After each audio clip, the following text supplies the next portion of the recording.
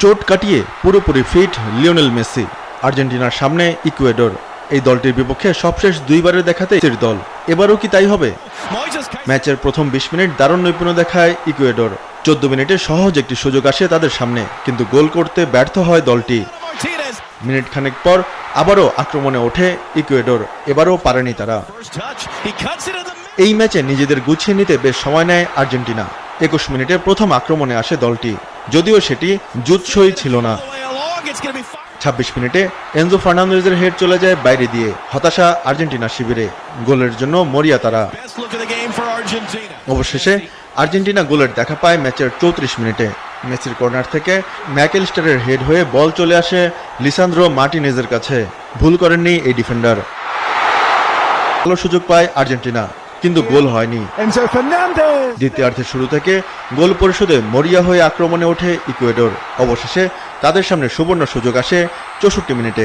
বক্সের ভেতর হ্যান্ডবলের কারণে পেনাল্টির বাঁশি বাজান রেফারি। কিন্তু এ কি করলেন ভ্যালেন্সিয়া? দুর্বল শটটি ফিরে আসে পোস্টে লেগে। আর্জেন্টিনার মতো বিশ্ব চ্যাম্পিয়ন দলের বিপক্ষে এমন সুযোগ নষ্ট করলে ফিরে আসা সহজ নয়। ইনজুরি কাটিয়ে মাঠে ফেরা লিওনেল মেসি এদিন কিছুটা খোলসবন্দি ছিলেন। ম্যাচে তিনি প্রথম গোলে শট নেন ৬৭ মিনিটে। আর্জেন্টিনা যখন জয় নিয়ে মাঠ ছাড়ার প্রস্তুতি নিচ্ছে, তখনই যোগ করা সময়ের দ্বিতীয় মিনিটে হুট করেই গোল ইকুয়েডরের। দীর্ঘক্ষণ রিপ্লে দেখে গোল বজায় রাখে ভিএআর। ১-১ সমতায় শেষ হয় নির্ধারিত সময়ের খেলা। ম্যাচ সরাসরি গড়ায় টাই ব্রেকারে।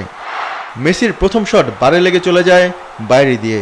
কিন্তু ভুলে গেলে চলবে না, আর্জেন্টিনার রয়েছে একজন বিশ্বসেরা গোলকিপার, যাকে এদেশের ফ্যানরা ডাকে বাজ পাখি নামে। সেই এমিলিয়ানো মার্টিনেজ পরপর ২ গোল সেভ করে আর্জেন্টিনাকে এগিয়ে দেন। ৪টি করে শট শেষে স্কোর ৩-২। পঞ্চম শটে গোল করলেই জিতবে আর্জেন্টিনা। ওটামেন্ডির দারুণ কিকে সেমিফাইনালে ওঠে মেসির দল। আবারও জয়ের নায়ক এমি মার্টিনেজ।